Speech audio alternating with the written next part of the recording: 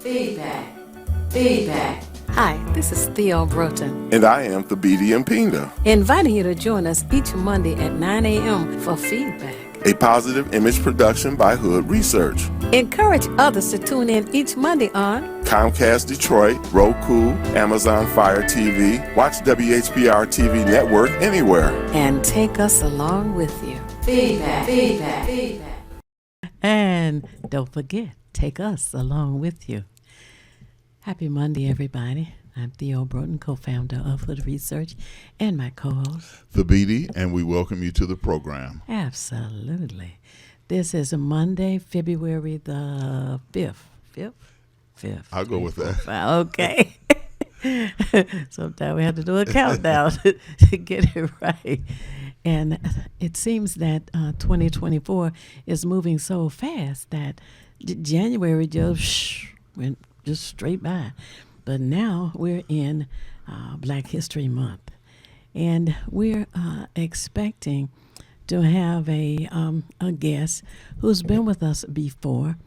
And he's definitely into Black history research and about some of the folks in our history that you may or may not have heard of. So we're looking forward to that this morning. And also the Commandant from the Mundford Marines is expected to be with us this morning as well. And we just have to think about some of the ancestors among us that have been mentioned or have not been mentioned. You know, Thabiti, we often hear about Dr. Martin Luther King. Black History Month starts, and you hear about him all over, and there are statues to him, plaques to him, parks named after him, buildings named after him. And then, of course, Rosa Parks, who lived among us for decades. We hear about her. And then we may hear about Harriet Tubman. But what about some of the other people? I'd say, Mary McLeod Bethune. We got a Yes. street not too far from here named Bethune after her. Yes. Those are some of the other ancestors that we definitely need to hear about. She worked with Roosevelt's wife, President Roosevelt, and was able to build Bethune-Cookman College. Absolutely. Yeah, so that kind of information we just need to know about and hear about. And for those of you who have turned on and tuned in, if you have an ancestor that you want to share, please call us. And the telephone number is here, 868-4336, 868-4336. That's the number I give out. There's 868-0351 as well. So don't hesitate if there's someone that you want to talk about during this month of Black History or any other month for that matter. You know. Yeah, Black History is year-wide, and I'm just going to hold up this hat. I'm not wearing it now. I have my kufi on, but the hat says Black History is world history. And we need to keep that in mind, too, because our influence is international, and the more we know about that. And I just want to throw another lady's name out there because we speak, as you say, we might have Martin Luther King, Malcolm X, etc., Stokely Carmichael, a.k.a. Kwame Ture, but I want to throw out Dorothy Height as well, who was very instrumental in the civil rights movement. She was, along with Shirley Chisholm, she was one of the prominent black females, and she ran with people like Martin Luther King, Dr. Martin Luther King, Adam Clayton Powell, Asa Phillips, A. Philip Randolph, during the time of our civil rights movement in the 60s. She was very instrumental. So these are names that we need to be speaking around the house, like they might speak about Mary Todd Lincoln or Martha Washington, just speaking of females in particular. Let's speak about those around our house and let our children, grandchildren, nieces and nephews be aware of that. So when somebody brings something up, so, well, yeah, did you know about, we want to give them that kind of privacy. Oh, you don't know about Dorothy Height? Yeah, we want them to be able to say that with pride. Right. And Shirley Chisholm was the first black woman to run for president of the United States, wasn't she? 1972. I just looked that up about a week ago. Oh, my goodness, see? So we need to know about that as well. And my favorite, I should say, Sojourner Truth. Sojourner Truth was right there in Battle Creek, Michigan. And they have a statue. It as you go into Battle Creek, it's 10 feet tall. Oh, it's tall. Yeah, I was so excited. Had to go up there and see Sojourner Truth right in Battle Creek. Yes, I was a part of that journey, and I want to give a shout out to Professor Griggs, who gave us a lot of Black history information on our tour there and back. Wonderful, wonderful experience. Oh, yeah. That was a great day. Hood Research has done, 1, 2, 3, 4, I think 5 Black history tours so far. And one was to New York. We went to Niagara Falls. We went to the Black History Stop. I don't remember the town right now. And in Canada, we've done Black history tours around the city of Detroit. And we thought that was important because there were so many things that took place here inside the city of Detroit that people were not aware of. Yeah, we have so much wonderful history right up under our noses. Some of them may be buildings that are still standing from Black architects. Some may have just placards now that identify the site where certain Black activities, historical Black activities, let's be clear, that have happened, but we don't see them in history books, but they're still American history. It's Black history and American history at the same time. Right. And the Dr. Charles Wright Museum of African American History. And I say the whole name because the media seems to want to just reduce everything to an utterance. The building that has been torn down since the Joe Louis Arena. Right. They had reduced that to the Joe. What the hell is the Joe? Okay. No respect for Joe Louis. They just called it the Joe. Not to mention they owed us, $5 million in a water bill. But the Dr. Charles Wright Museum is being reduced to the Wright. The Wright. What is that? R-I-G-H-T? It's disgusting. But anyway, that's how I feel about it. It does not need to be reduced Get it out to your the sister, Wright. Theo. Yeah. I'm with you. Beautiful place. I mean, to add insult to injury, they took the front doors off the building. The doors that have the beautiful African masks on them. Right. And put sliding doors. When you walk up, the door opens. So you're supposed to be happy about that? Well, the seniors and disabled, they would have difficulty coming in. The door was heavy and all. I'm like, excuse me? I don't have a problem with sliding doors. They didn't have to be in the front. There's more than one entrance to the Dr. Charles Wright Museum of African American History. But for you to take off the doors that had the African masks on them, which identified that building, was disrespectful and insult. And we have to be aware that people are constantly diminishing, because that's what this is, a diminishment of something that visually, when a person see it, they can automatically, as you say, identify it for what it is and not for these nicknames and phrases. They do that, I guess, with certain other European institutions, the DIA now. And if you don't know what DIA stand for, you'd be lost again. But that's how it is in America's catchphrases, jingles, acronyms, but whatever it is, it doesn't identify, and it keeps the public ignorant. Good point. Yes, it does. People will Yes, just say, it I'm going to the does. DIA, I'm going to the right, etc. And I just want to say that when they had the museum, I believe it was on the corner of Boulevard and Warren, the Charles H. Wright Museum, it was a smaller version. Early on, Yeah. Dr. Charles Wright had been collecting artifacts for decades. First, they were in his basement. Then he purchased a what do you call them? Like a trailer, and Okay. put them in there. It wasn't used as a trailer home or anything. It was used as a museum because all that he had collected outgrew his basement.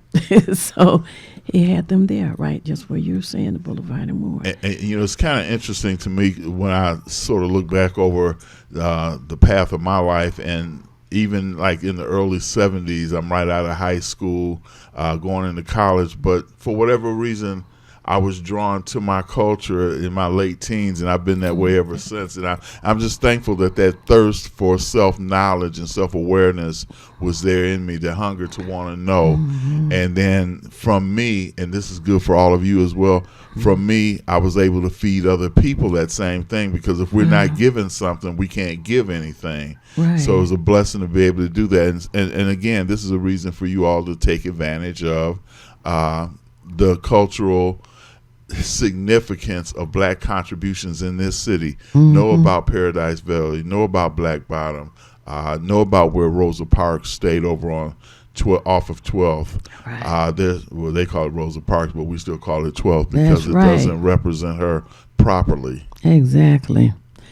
And I was just very disappointed in our city council because the director of Hood Research went from the river up to McNichols on 12th Street, took photos of the storefronts and the light poles that were broken down on the street, not just lights out, but the whole light pole. And we had a 20-page report, photos and all.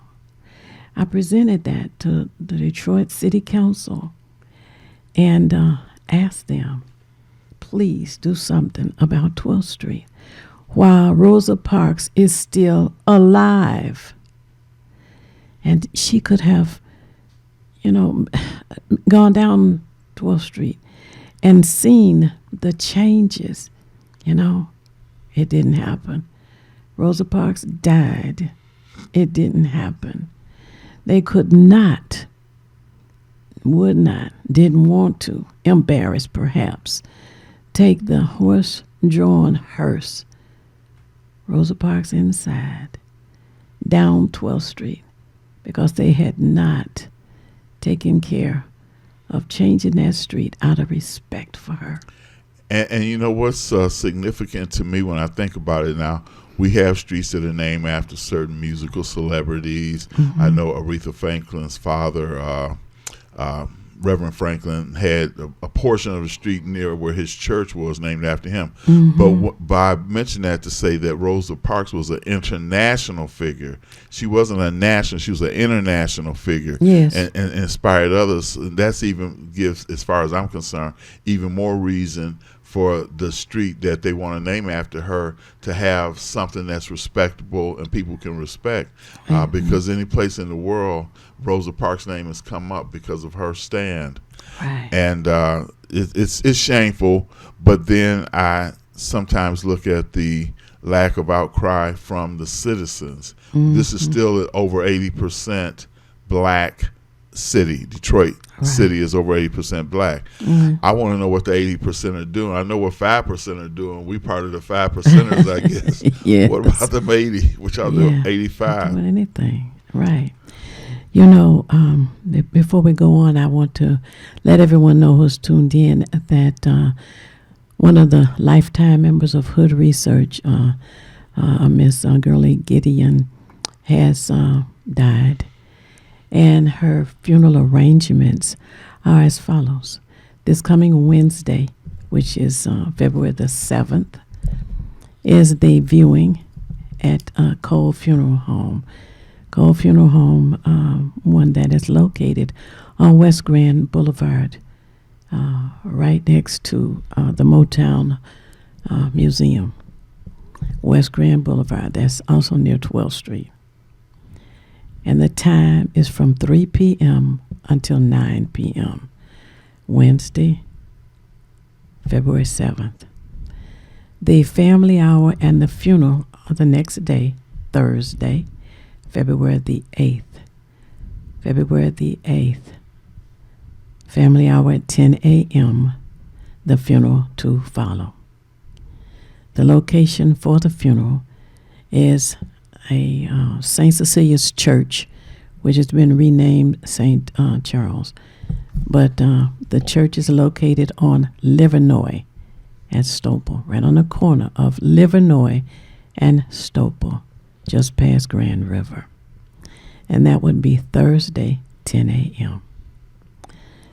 And just wanted all of you who are tuned in to know and take note of that. That's this coming Wednesday and Thursday. I'd like to add to that, just maybe it happened yesterday.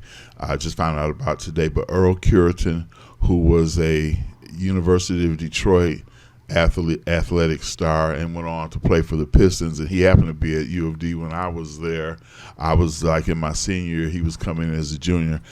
He's actually been down here at WHPS Studios as well. I remember speaking to him, and I was just surprised. I guess they considered me tall at 6'2", but he was like 6'9" or 6'10", and it's rare for me to have to look up at anybody. But I had a chance to meet him here at the station, but he did pass away, and the arrangements haven't been set yet. He was 66 years old. What?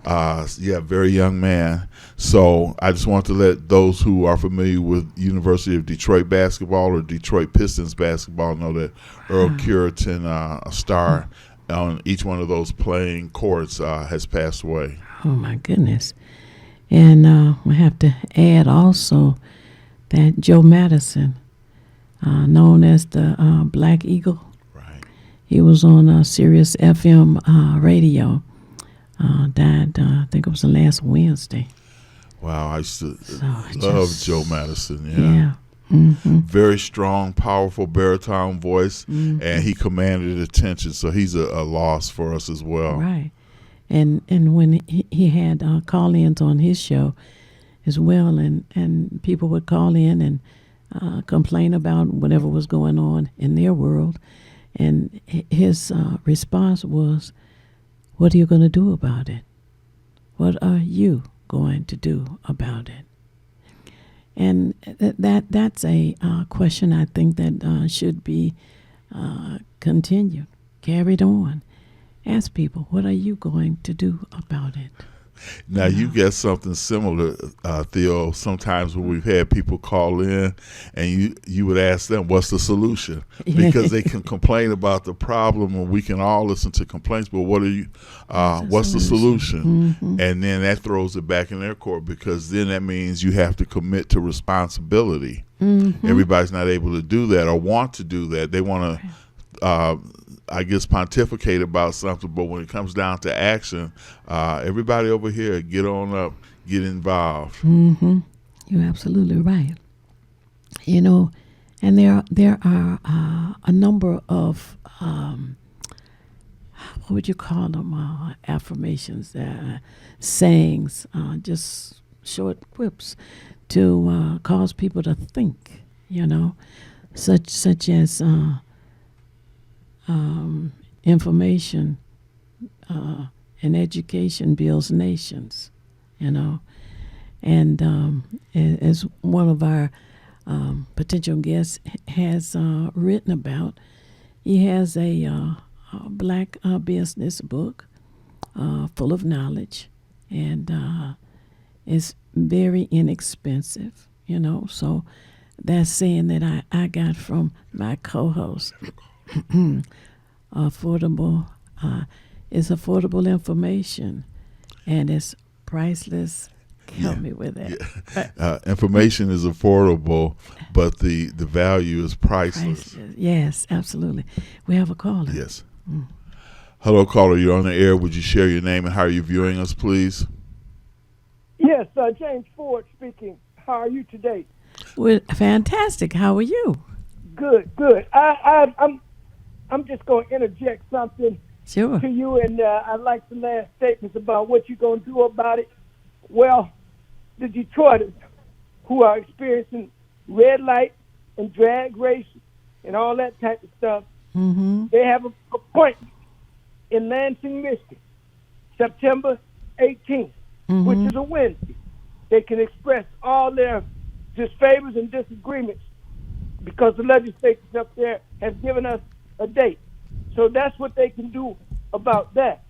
Also, I'm very saddened to hear about the losses that you just mentioned. We had a very interesting meeting yesterday at 3 p.m. about this drag racing and red light running. We're going to have another meeting February 18th at 3 p.m. Always the first and third Sunday. Okay. Anybody that's interested can call me, James Ford, 586-918-3061, and join this campaign to look into this situation. Okay. That's all I have to say. If you have any questions, I'd be glad to entertain. Right.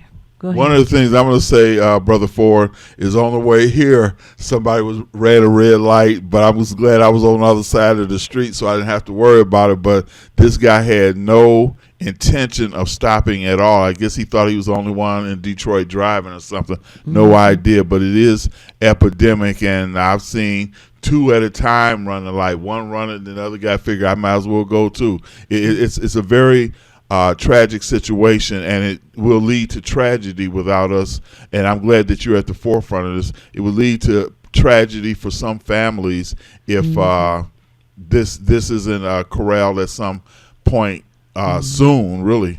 All right. Well, I'm just want to interject this real quick. I hope Detroiters are not suffering what you call the imposter syndrome. That means that they think that they got to live like this. They can lower the insurance rate. They can protect their relatives, protect children by speaking out. The governor and everybody else would not have given us that date to come there if they thought that it was not a serious situation. Detroit people will be the first people around the nation to speak out about this, and it's going to be a paramount day and situation if we can handle it. I've been all the way from the Mackinac Bridge to Miami, Florida. They're having this problem everywhere. This is an isolated situation of a complete disrespect for the law, and Detroiters will be the first to stand up. Right. I'm going to end this by saying people can call me, 586-918-3061, and join the campaign. My meetings are only 1 hour. The next one is February 18th at 3 p.m. Call me for more info. God bless you, and thank you for letting me just say what I had to say. No, not a problem at all. And sadly, I was with my family member, and at the intersection, this guy just went zoom right through the red light, as we were just talking about, and he happened to be, unfortunately, an African American driving a Federal Express vehicle.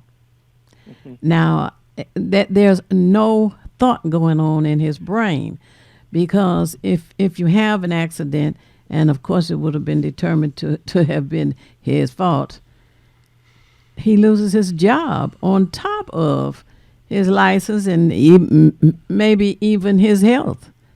You know, you're not always killed in a traffic accident.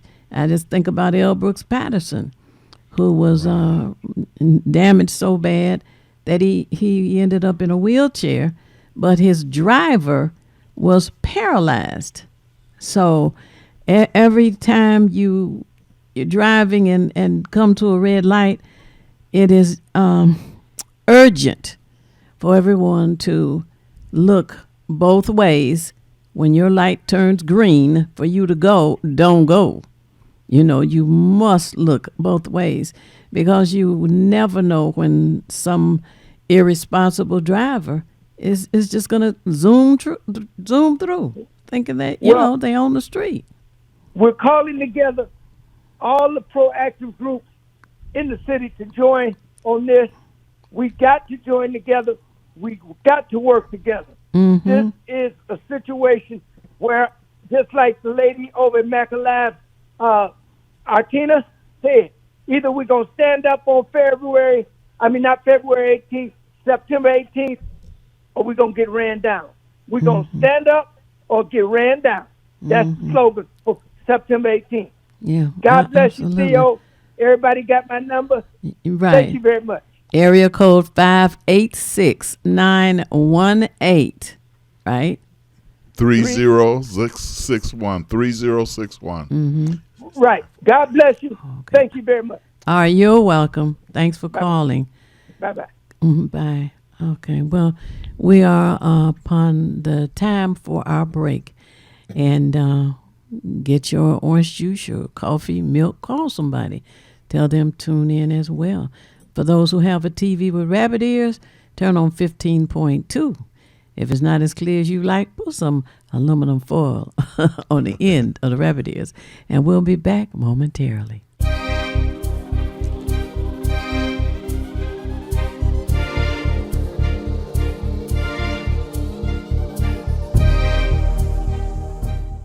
I'm James Ford, founder of the Obama Weekend, and a partner of the Hood Research Team, composed of the knowledgeable Theo Broden, the super analyst Henry, and the colorful Al Martin. This team discusses politics, seen and not seen, at the national, state, and local level. But to enhance the goals of this team, join or donate to Hood Research by visiting Twitter or Facebook, or visit hoodresearch.org, or call 248-234-2371. You can also join Hood Research on Phonecast every Saturday at 2 p.m. Eastern Standard Time by calling 978-990-5000, access code 338729. Thank you very much.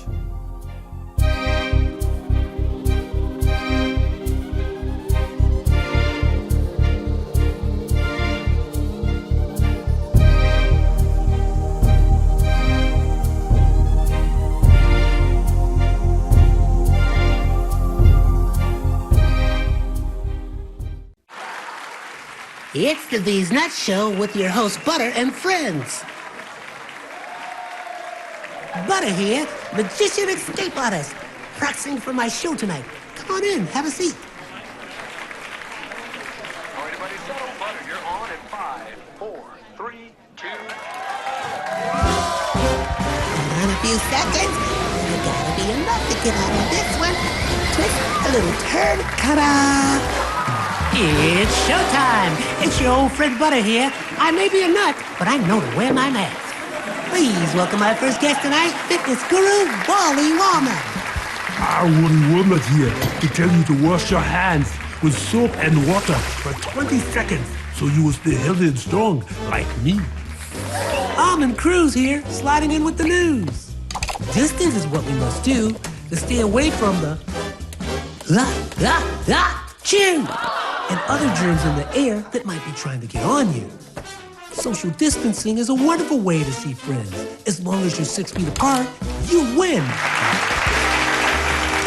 Hey there, friends. I wouldn't miss this for the world. It's me, Pumpkin Spice, your healthy girl. Remember, it's important to use your kind hearts and follow the signs to stay healthy and safe at all times. Chica Chiminsky here to say, don't forget the little ones that need you to lead the way. That's how we remember to wash our hands, mask, and social distance today. Morgan Raisin. Yes, it's me, here to sing about health and safety. We are all here to help get a message out to your grapevine, teaching healthy choices to stay safe all the time. Don't let these guys drive you nuts. Put your mask on first. They'll let you be. And it keeps me safe from the chew. that's trying to get on me. Butter me up. She's right, you know. Thank you, Hallie Cranberry, for joining the show. Let's all be nuts about our health. Social distancing, wash your hands frequently, use hand sanitizer, and wear a mask. Practice what we learned to stay away from the germs. We're all in this together. Coming soon, the many adventures of these nuts in a theater near you.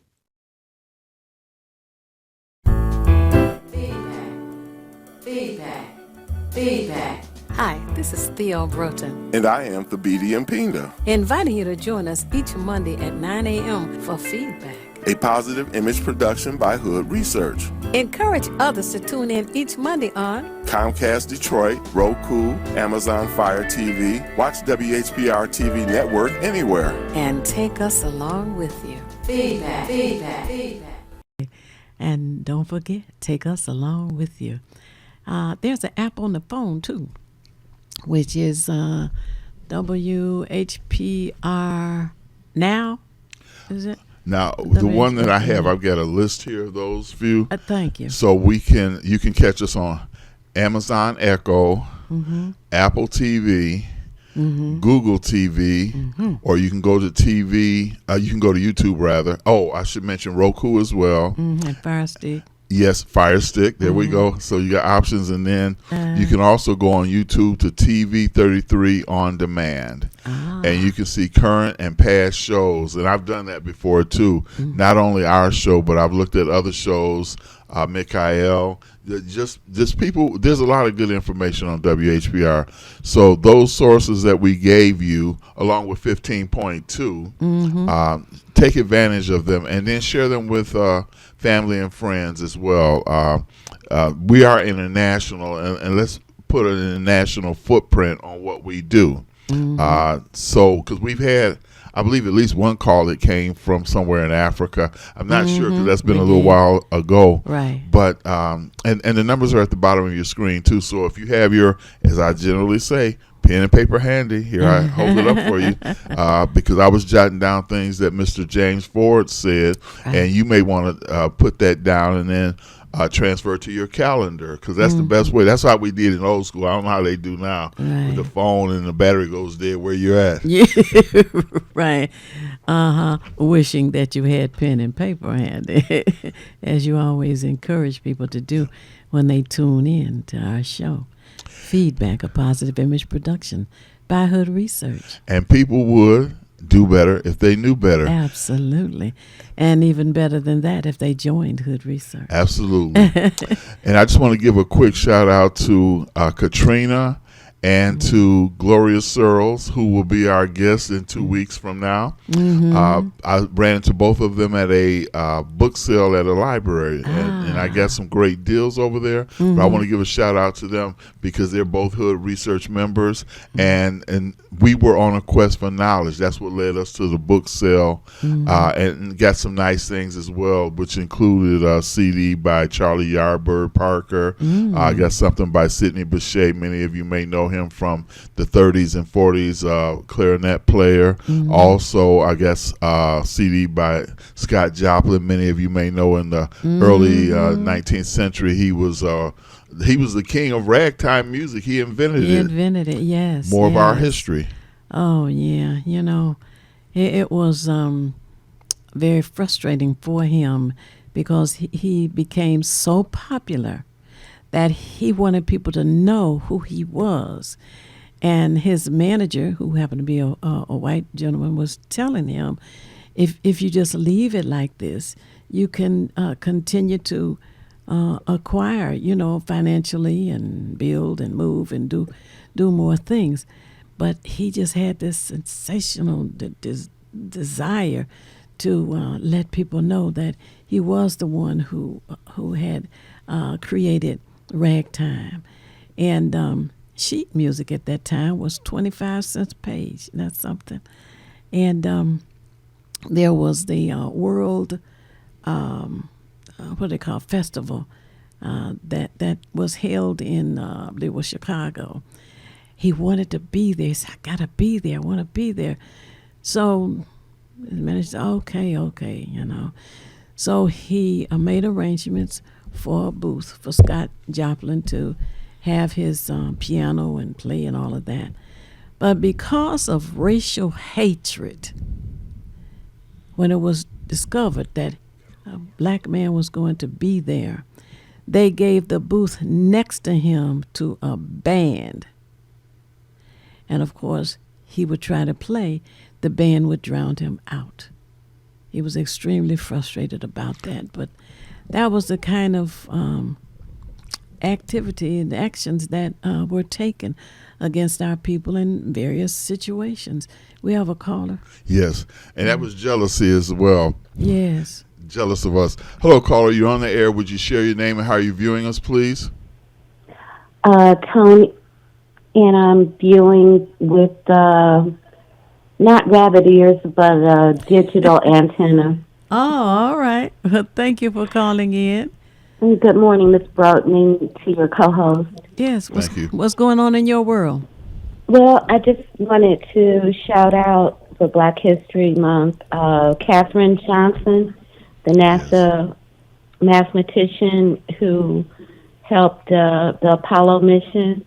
Yes. And Mary Johnson, she was the space program engineer. Yes. And the NASA supervisor, Dorothy Bond. Mm-hmm. Mm-hmm. I know if I had known about these women, it would have been so inspirational. I only found out maybe 10 or 15 years ago when I was doing some research for like STEM and, you know, contributions in engineering, technology, and science. Right. And I learned about those three women, and just motivational, inspirational. Oh, very, very. And because of her expertise, what was his name? When he was on the moon, he said he was not, John Glenn, he was not moving an inch unless she did the calculations for him. Right. Yeah, and the it was a good thing that the movie came out. Hidden Figures. Hidden Figures. That's right. I'm so glad that you brought that up this morning. Well, thank you for taking my call. Oh, sure. And, I'll be at the station later this morning. Oh, great. Okay. Yeah, Thank you. It's here waiting for you. Mm-hmm. All right. Thanks. Thank you for calling. She's one of the winners. We have a conference call every Saturday from 3 p.m. until 6 p.m. We have guests on. As a matter of fact, this past Saturday, we had Dr. Laura Kelly from UCLA on with us. And she practices holistic medicine, fundamental medicine, and she also is involved in science research. Her mother had osteoporosis. She's the one who cured her mother. You know, it's a wonderful thing to be a part of Hood Research, and what Theo just said is an example of that. You never know who may be speaking. A politician, an educator, a celebrity, you know, all of these people who have made contributions and things that we should know. You know, I enjoy Jeopardy, and my mom likes Wheel of Fortune. I mean, and we can get into some of these, I guess a little bit, some of these reality shows, America's Got Talent, The Voice. But let's first deal with concrete things, and then we can go over to something to let your hair down and chill with. But let's try to deal with substantive things first, and then, you know, as a break, then we can look at some of the nonsense. But let's not spend our whole day, afternoon, evening, and night with nonsense, because it breeds nothing but ignorance. Yeah, absolutely. And I just want to follow up on what you were saying about Scott Joplin. One of the things about, now some of you have seen the movie, I haven't seen it, but I'm familiar with it, with Robert Redford and Paul Newman, called Butch Cassidy and the Sundance Kid. And the song in there, The Entertainer, was Scott Joplin's music. A lot of people don't know that. They just know the movie. You know, you get caught up in Redford and Newman. But The Entertainer, they used his music for the thing. So there's a lot of things that we contribute to, have no idea about. That's right. That was a theme song for that movie. Yeah. You know that I'm glad you brought that out. We as a people have been and are and will continue to be responsible for so many things, so many creations, so many inventions, and many things that our people were not allowed to patent, that have just been, oh, well, I'm going to claim I did this. You know, the gentleman who was involved in the filament for the light bulb that Edison gets all of the credit for. How about that? You know, the young lady who just called, Miss Tony, won, because on Saturdays on our conference call, we have contests. Not every single Saturday, but you have to tune in to participate. And she's a winner, so she's coming by the station to pick up her prize this afternoon. You know, it's interesting now I think about it, and I don't know how long ago it's been, but I remember someone had a 52 deck of playing cards with Black history information on them. Yes. And you know, we play, you know, particularly in our community, we may play bid whist, we may play Keno as opposed to bingo, but these are things, cultural things with us. But I would say that having those cards, you know, you're learning and you're having fun at the same time. You can't beat it, really. Right. And the company, I'm trying to remember, I think the company is in Washington, D.C. Anyway, Target is supposed to be a store that carries them. And there are a series of them as well. So that's something for us to look out for. You can give them as gifts, as I have done. And just call Target and ask them, you know. If you continue to ask for a product, they will make sure that the purchasers put them in the stores. You know, we don't want them to try this little trick that the post office did, you know, when we have a Black person on the stamp. Right. They'll put the stamps in the post office in Grosse Pointe or Junk Pack, Michigan or somewhere. And nobody's buying them, so we're just not going to stock them. Well, why don't you put them in the cities where the population of Black folks is larger, where we are looking for them, you know?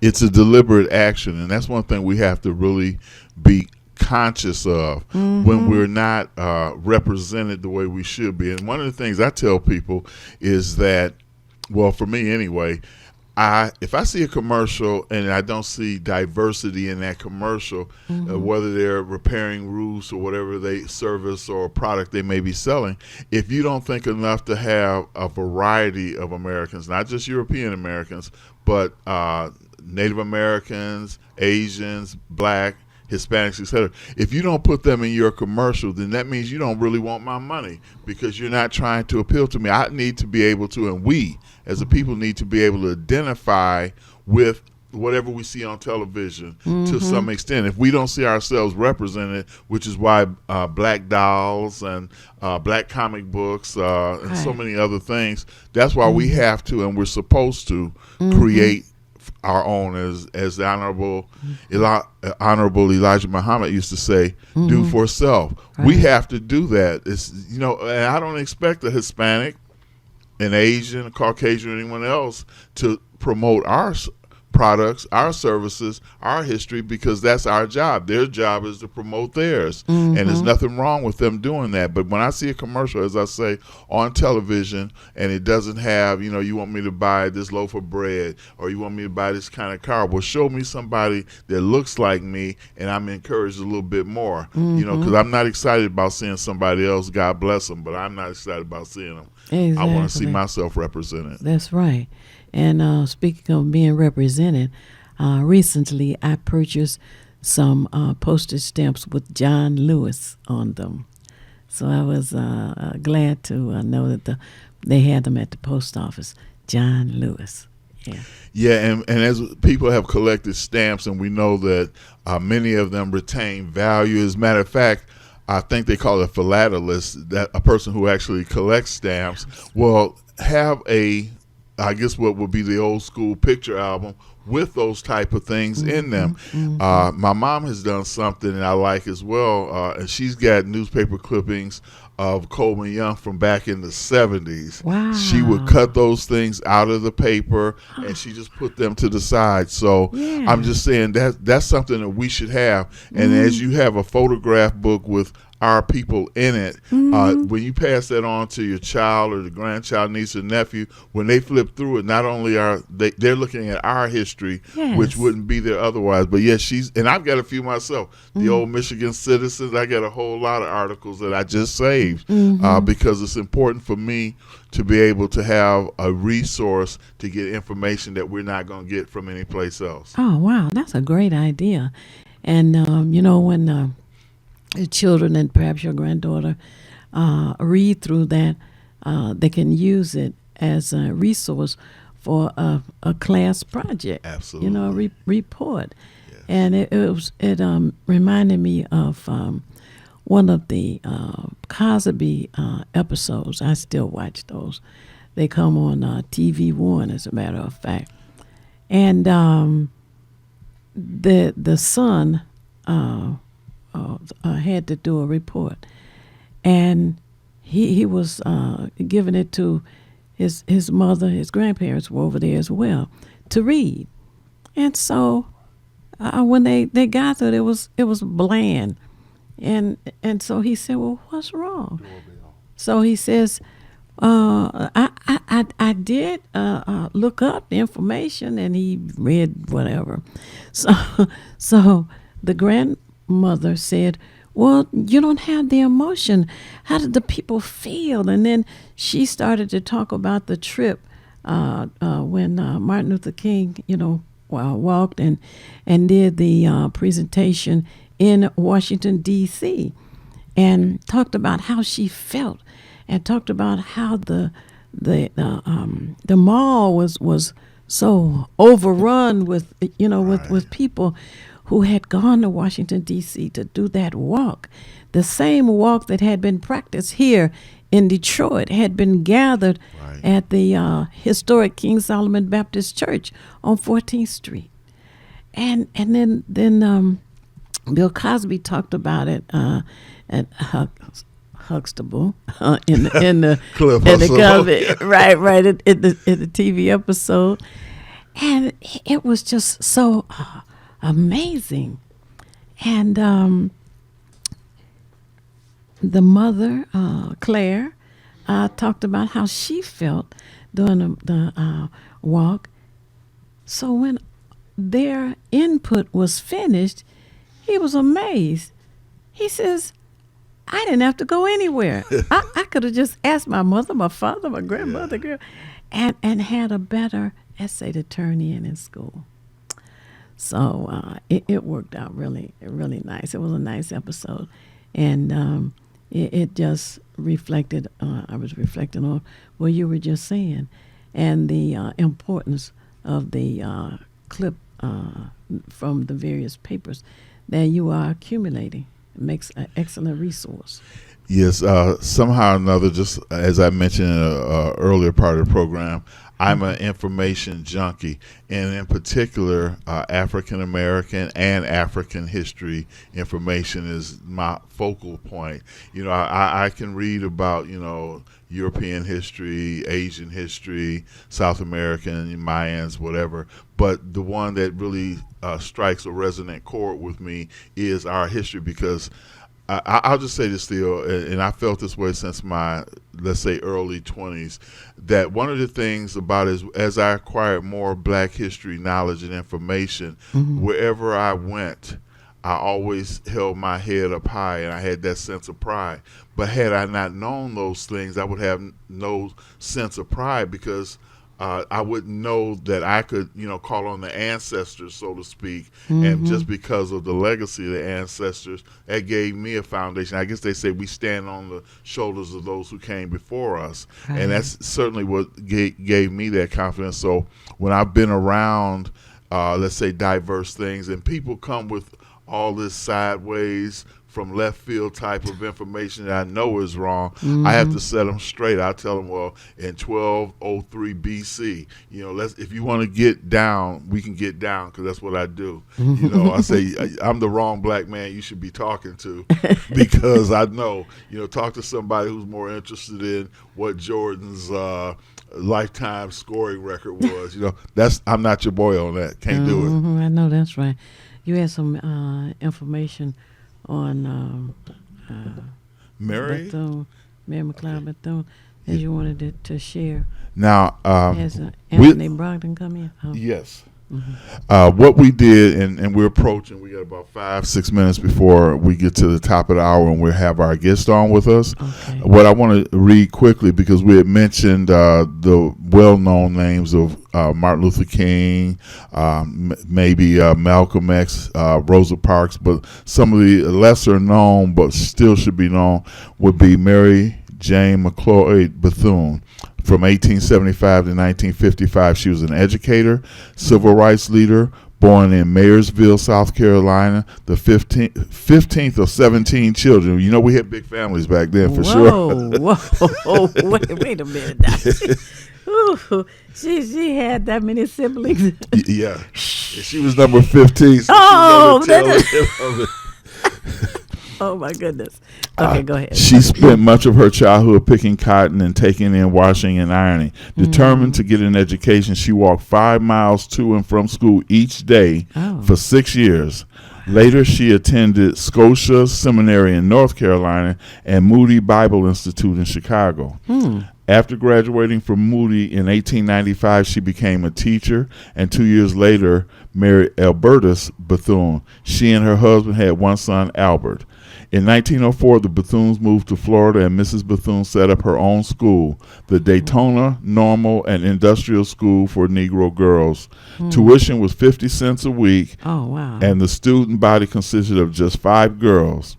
Within 2 years, there were 250 students, and the school, which would later become Bethune-Cookman College, was firmly established. In 1911, when a student almost died after being refused help at a local whites-only hospital, Mrs. Bethune established a hospital for African Americans. Her success brought her national attention, and in 1920, she became vice president of the National Urban Leagues. I'm surprised to hear that. Yeah. Between 1924 and 1928, she also served as the president of the National Association of Colored Women. She founded the National Council of Negro Women in 1935 and was director of the Division of Minority Affairs in National Youth Administration, a New Deal agency created under Franklin Roosevelt. Mrs. Bethune was a personal friend of Eleanor Roosevelt and an advisor to 5 presidents: Calvin Coolidge, Herbert Hoover, Franklin Roosevelt, Harry Truman, and Dwight D. Eisenhower. She insisted upon being addressed respectfully as Mrs. Bethune, and while at Johns Hopkins Medical Center, ordered that 2 African-American physicians be allowed to monitor her treatment. I love that part. Throughout her life, Mrs. Bethune emphasized education, self-respect, and the pride in being African-American. Wow. An incredible woman. Incredible. Yeah. Wow. It was interesting. You mentioned she and her husband only had one child. Yes. One son. Wow. But all she had to pass on. That's wonderful. And to be an advisor to 5 presidents, that's clout right there. Absolutely. Oh, wow. I like that. And I would say patronize any and all bookstores that may cater to blacks in particular. I was talking with Katrina when we were at the book sale at the library, and she had inquired about a couple of books, her and I, just in our discussion, and I told her about 90s bookstore and all over on Oakman near Hamilton, but also the Alkebulan Village, which hosts or has within their facility Truth Bookstore, which used to be out at Northland. And we actually, as Hood Research, did some things at the Truth Bookstore. Yes. Very fun time. Yes, yes. Oh, man. There are so many things that we have done, have accomplished, have pursued it is difficult to keep up with everything, you know, and that's a good memory that we had with Nefertiti Yes. and Jelani at that bookstore. And the place was always packed. When Hood Research held something there, there was standing room only. And I have fond memories. And sometimes when I think about it, I'm like, wow, I've been at this for a long time, which is a beautiful thing. That's right. And a lifetime member of Hood Research. Yes. And maybe in this moment you can give them information before we go to break about how they can be involved with Hood Research. Well, certainly. Thank you for asking. Hood Research has an annual fee of $20, a lifetime fee of $300. Now, that's sometimes the first thing people want to know. And we have a regular weekly conference call, which it began at the beginning of the pandemic. People were feeling depressed and housebound, and the governor had shut down many of the locations where they would go and socialize. The bowling alleys and movie theaters and clubs, etc. So we started a conference call to support them. And we do that every Saturday. So as the BD says with pen and paper, I will share the number with you to call every Saturday at 3 p.m., which is 1-978-990-5000. It rings one time, at which point you put in the access code, which is 338729.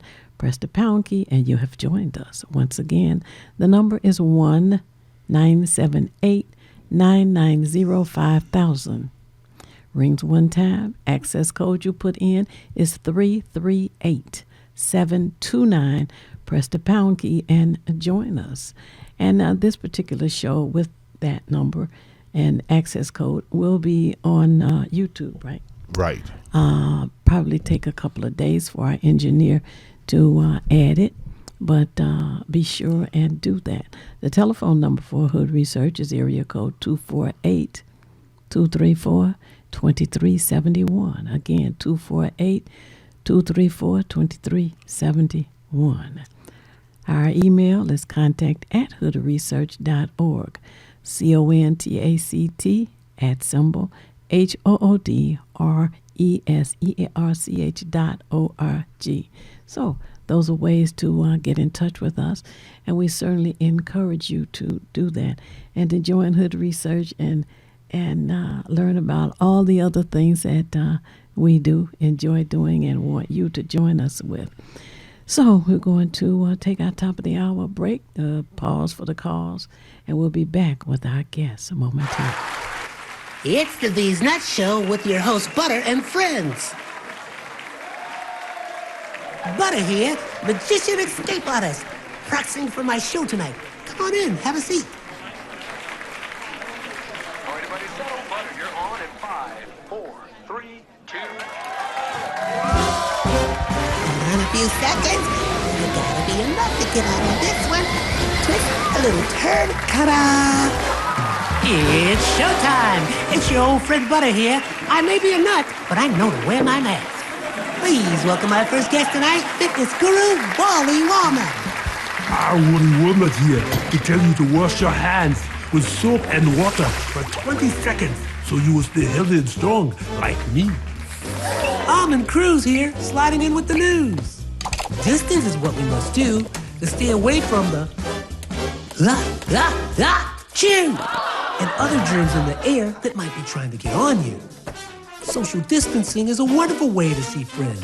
As long as you're 6 feet apart, you win. Hey there, friends. I wouldn't miss this for the world. It's me, Pumpkin Spice, your healthy girl. Remember, it's important to use your kind hearts and follow the signs to stay healthy and safe at all times.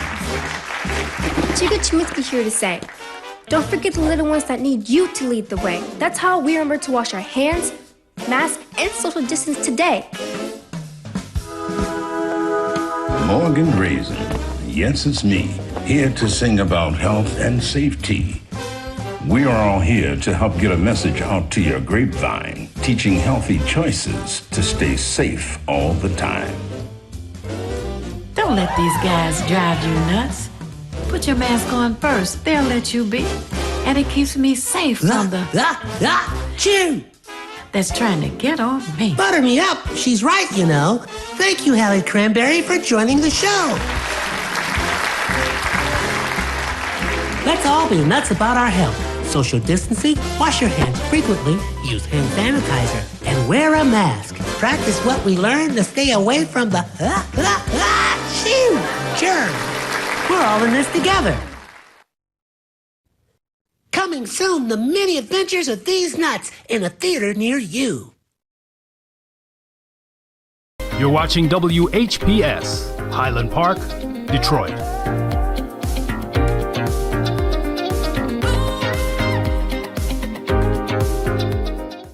WGPR Detroit, HD2.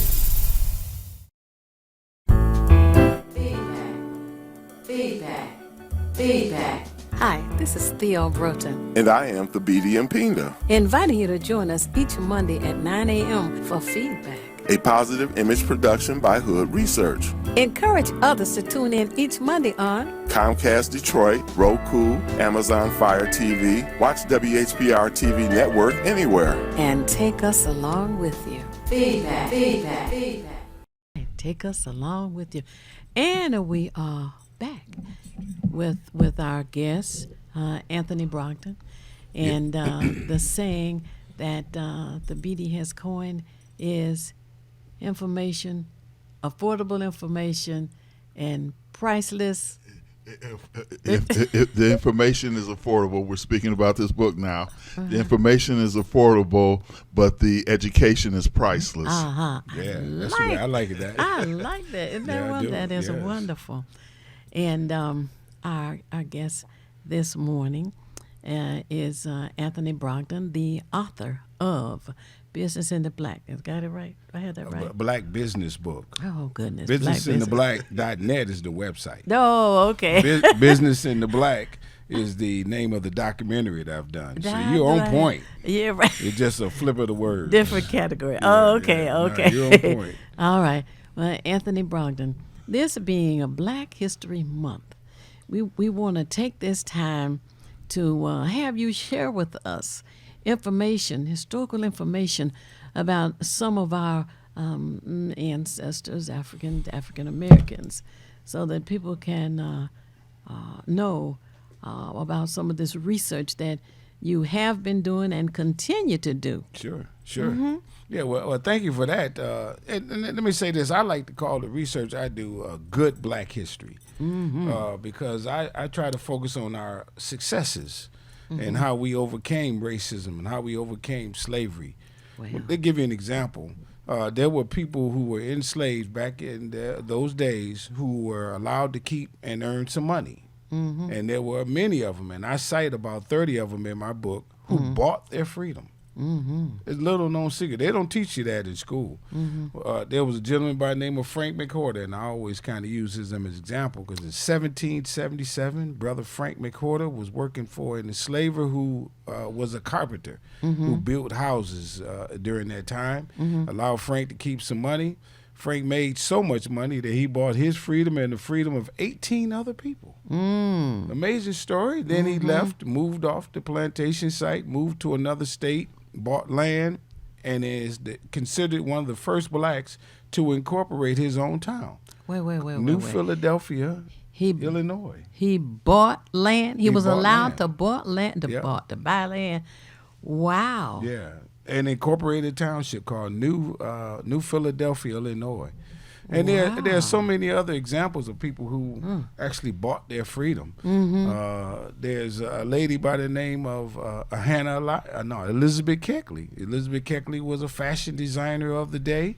She her enslaver would allow her to travel north by herself You know, knowing that hey, I know where you're going and you better come back. But while you're there, you need to wire some of your proceeds to me. As a result, well, Elizabeth Keckley gained so much money that she was able to buy her freedom. She then moved to Washington, D.C., and she was doing dresses for the elite.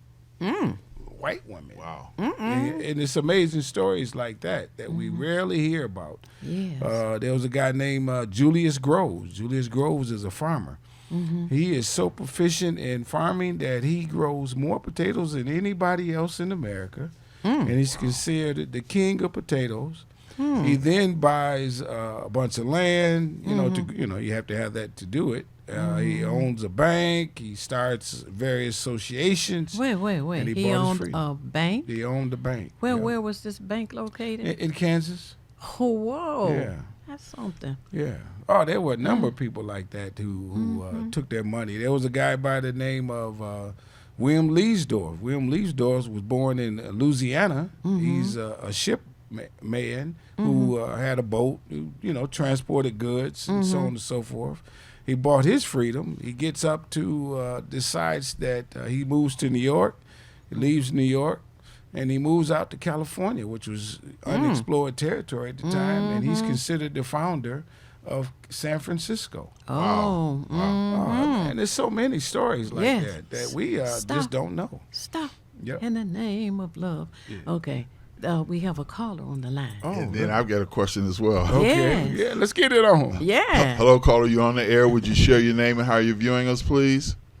How you guys doing? This is Brother Mark checking in on you guys. Oh, hey. Happy Monday to you. Man, happy Monday. I just sent the live stream to about 100 of my Facebook family. So they watching, checking it out. Just want to thank Brother Brogdon. I mean, this guy has been doing this for a long time, doing great work. And I'm telling you, this book is phenomenal, people. You definitely want to get in on this book. And Brother Brogdon, can I ask you some questions? I saw these various groups. These sororities were started at Lewis Business College in Detroit. Yeah, and I don't. It's in the book. I don't recall the name of it, but there was a sorority at Lewis Business College. I just happened to turn to the page, and fact number 98, Phi Beta sorority was started in 1942 at Lewis Business College, and then right after that, Miss Broughton, in 1943, you had Gamma Phi Delta sorority was founded in February of 1943 at Lewis College of Business. Wow. And we also had Phi Gamma Delta sorority founded in 1942, which was later changed to Tau Gamma Delta sorority in 1951. So Lewis College of Business plays quite a role in the fraternity of sorority. Right. Oh yeah. Now Lewis College of Business, that was a beacon in the Detroit community. I guess from what I gathered, because of the type of school it was, it never was considered or a part of the UNCF or foundation. But they produced a number of brilliant minds over the years that came out of there with various of a skill set. Wow. And played an integral role in me becoming and liking Black history as I did. Because I somehow held an event at Lewis Business College in 1994. Wow. With probably 7 of Detroit's most successful Black business owners who were all in their 70s and 80s. It was Sidney Barthwell. It was Sonny Wilson. It was Ed Davis. Right. Some of those names. It was J. Carlton Mays. And I'm sure I'm missing 1 or 2 of them. But, and they all got up on stage and they told us what it was like operating a business in the 40s and 50s. And it was just mind-blowing. I don't know how I came up with the idea and how I found them, didn't know them, but, God led me to do this. Now, this show usually runs kind of fast, so we're going to do this twice, but right now I want you to give people the contact information so they can find out how to get the book, because before we know it, the clock then went so fast on us. So we're going to do it now, and then we can do it at the end of the show. Oh, yeah. No, I appreciate it, because I want people to have it. The book is Black Business Book, as you see right here. It's over 200 facts. You can get it on Amazon. Amazon got everybody. Yeah. But you can also get it on my website. And if you go to my website, which is businessintheblack.net, you'll get an autographed copy, which I believe one day will be make it a little worth more than the price of tea, let's say, because there's a lot of things going on. This has become my mission to get this message out about these amazing black people that I have found throughout the early 1800s that operated businesses. 'Cause Tulsa was not the first Black Wall Street. A lot of people will use that term, but they called Black Wall Street Durham, North Carolina, with North Carolina Mutual Insurance Agency. Oh, yes. And the number of businesses that came out of that region. They had an office here, if I remember right. Yeah, they sure did. Yeah, they were huge. Atlanta Life out of Atlanta. Alonzo Harridan, that guy, he started out as a barber. And knew that people, when black people network together. See, that's the other thing. There's so many things that they say about us that, it's a play on words. How was there an underground railroad if there weren't black people networking? Right. You follow me? Yeah. I mean, there was some white folks that participated, no question. But there were brothers and sisters saying, I'm going to help you get your freedom. I'm going to put my life on the line. I'm going to leave my light on. Come here. And so on and so forth. And then we talk about the good old days, moving up the timeline when black folks supported one another's businesses under the being segregated and how those businesses grew. That's so true. And even here in Detroit, there's an association of what they call the Housewives League. If you might remember that, a lady by the name of Fannie Peck led that, which became a national effort. It started in Detroit. And we talk about that in the book, where they said we're going to do all we can to support black-owned businesses. Now, let me encourage everyone who's listening and looking, and all the people that Mark Cummings has brought into this viewing on Facebook. He said over 100 people. So let me just say this. We talk about Black History. Let's talk about Black History 365, number one. But the second thing I want to encourage is, get this book for your children. When they have to do reports, and my granddaughter, she's 15, she's had to do reports. And what she's done, and this book would have been very helpful, which I'm going to make sure she has, what it does is she wanted to highlight people who don't get the acknowledgement. I mean, amazing truth and facts that most people just don't know about. So not only is this good for, let's say, our adults, our elders, but for our children, our nieces and nephews, let them know. And with 200 facts in here, man, you can't really go wrong. Over 200 facts that when you throw something out, if you want people to, sometimes we got this thing about being smart. If you want to appear smart, this is a book that you should have for that very reason, because then you can highlight obscure things that most people don't know about. So I'm encouraging you all, and Mr. Brogdon's going to give that information later on in the show. So make sure you have a pen and paper handy so that you can contact him and get an autographed copy as opposed to just getting it off Amazon. But if you want Amazon, just do that as well. But make sure you do it. Yeah, I appreciate that, and it's so true. Your daughter will love it. And how about this one? I got a children's book that I'm waiting on it to come back from the printer. The children's book is titled "They Did It," and in this children's book, I highlight 30 black business owners that lived in the 1800s. I tell you the name, the day they was born, and what they did. And it's just big copy. It's easy to read because I got to get this message out there. There are some amazing stories that we just don't hear about in great detail. You talked about a bank. There was a banker, and I know people in Chicago would know this. This guy, this is 1910, 20, 30. Jesse Binga, Binga. The brother owned a bank and a huge building in Chicago and was very wealthy. Oh, man. In Detroit, we got First Independence. I mean, that's moving up the timeline, but we're probably talking about they got started in the 1980s, 1970s. Small world, because my neighbor was one of the first ones. Matter of fact, he was the president of First Independence at some point, Dr. Carl Gregory. Oh, yeah. He's my neighbor, and we've had him on a couple of times because he was giving us a lot of insight on how they got the bank started and everything. So, like I said, we have incredible legacy. We just don't know about it. Yeah. And this is a resource. And how about I'm gonna stay with banks. I list 40 black-owned banks in the book. So when I say 200, it's 200, but there's some one listed fact, and I number the facts that there are like 40, 50 of them under that fact. 40, 50 banks, 40, 50 black newspapers. They're newspapers. We had to disseminate that information. That's how it got out there. In newspaper, in print.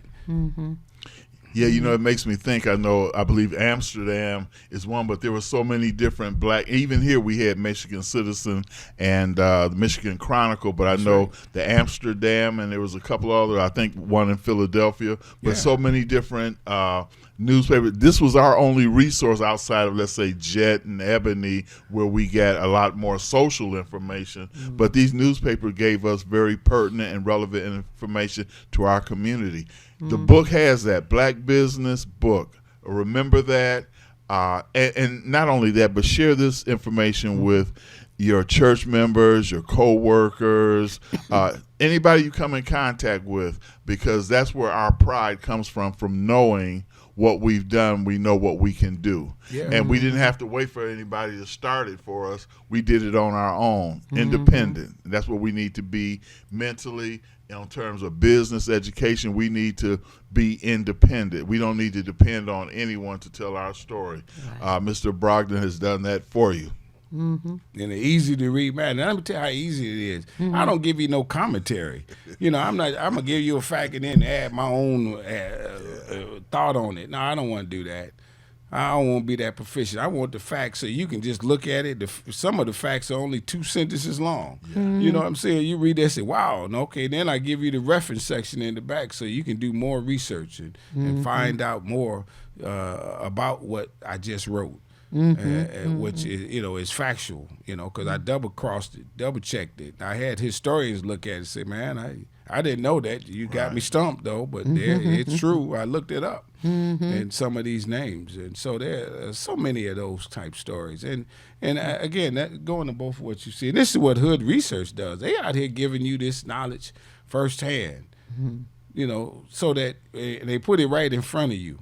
So that you can say, a lot of times we'll say, hey, we people just don't know. That's because they don't want to know in some respects, or don't look to know. I don't understand. Yeah. It's right there. All these events that are happening around, not just during Black History Month, but in general. Tomorrow I'm speaking at the University, at the Ann Arbor Library. Wednesday I have an event called Living in Africa. At the International Institute of Metro Detroit. Come down. It's free. I don't charge anything. I got probably 10 African countries represented. That's over there in the Cultural Center, isn't it? Yeah, it's right next to the DIA. Okay, I wanted people to be able to know so they could find you. And if you give them times or anything that you can to let them know when they can be at these various events, and that would be great. Sure, That's Kirby and John R. Yeah, that's exactly where it is. 111 East Kirby. We're going to be in the main ballroom. I got people from Africa. One lady just called me on the way here saying that she lives here. She's from here. Her dad is Nigerian, but she lives in Senegal. She's going to be there.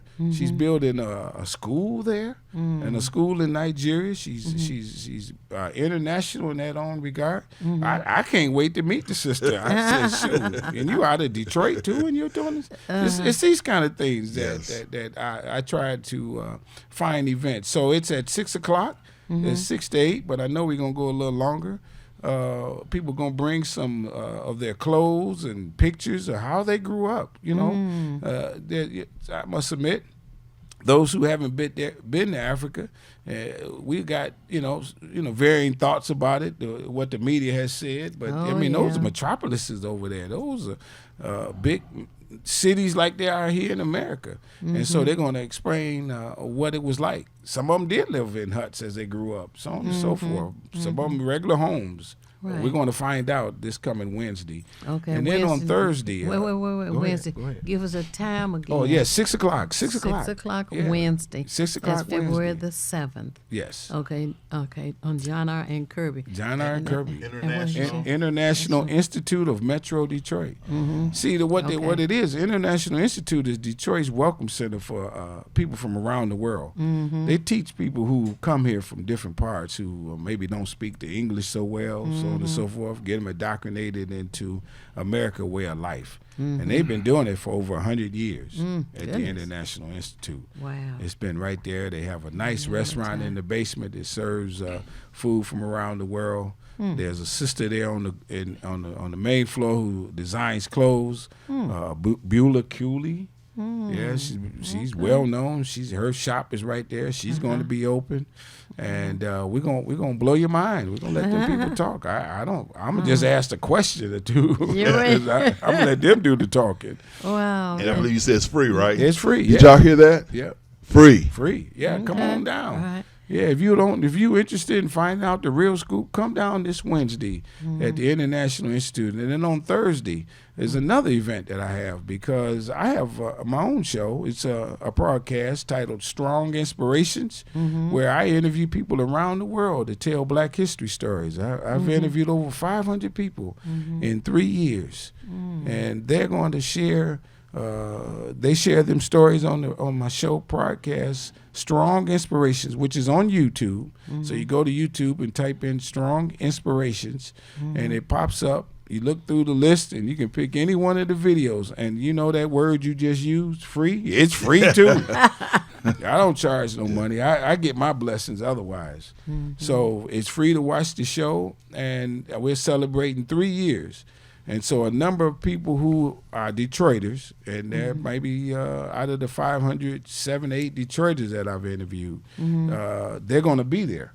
Okay. Not all of them, but maybe 3 or 4 of them will be there. And they're going to, expound on their videos. Now, we probably get about 6 minutes, so I want you to give the Thursday event that you were talking about. Yeah, the Thursday event is called the 3rd anniversary of Strong Inspirations. It's at Michigan State Detroit Center. Now, Michigan State Detroit Center is 3408 Woodward. So it's Woodward, just maybe 4 blocks at most south of Mac. Free. Okay. Let's keep that word in mind. It's free. Come on down. I'm gonna have a cake too. Now, what time is that? And that's from 5:30 to 7:30. 5:30, 7:30. 5:30, 7:30 at the Michigan State Detroit Center. The 3rd anniversary of my show. And I got one more. I mean, I could keep going because I got more than that. But one more I'll share with you. I'm speaking at the main library, Detroit's main library, February 13th, which I believe is a Tuesday. But it's the 13th. I know I'm correct on the date. 13, yeah, February 13th at the main library. I'm going to blow your mind with more of these facts coming out of my book and more of this knowledge that I share. Of how about enslaved Black people who went to college? Oh my!